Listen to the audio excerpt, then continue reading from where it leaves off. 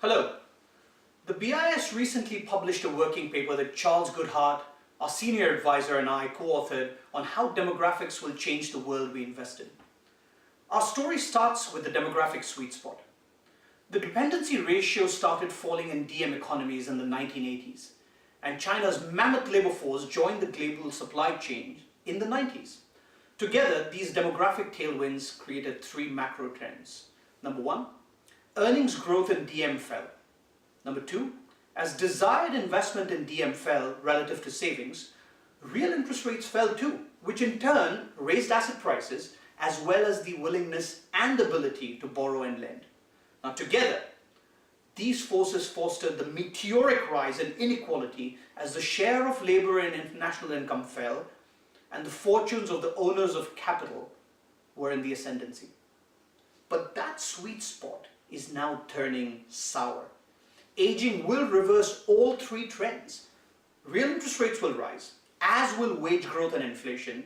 Inequality will then fall endogenously.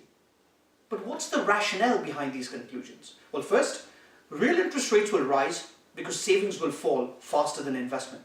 Neither individual nor governments have saved enough, while China's aging will reduce excess savings in many places. Investment will fall by less because both residential, because of the inertia of the elderly, and corporate, to counteract rising wages, investment will remain supported. Second, inflation will rise as taxes rise to plug the wedge between inadequate savings and rising spending, while workers will use their scarcity to demand higher wages. More directly, the swelling cohorts of the elderly imply that the demand they create, which is an inflationary impulse, cannot be as easily offset by a smaller working group whose productive actions are disinflationary.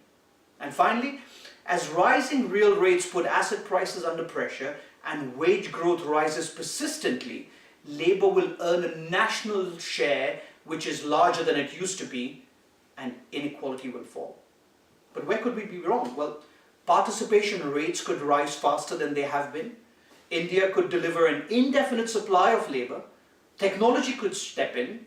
Our assumption that governments could weaken but not walk away from their obligations to the elderly could be tested. But the one we pay most attention to is the question of debt. If interest rates rise, will it not stress the huge stockpile of global debt and simply bring interest rates down again? Well, this will happen over the next few years as many economies are forced to deal with leverage. But our thesis will persist beyond that. There's more coming on debt and demographics from us soon. For now, thanks for watching.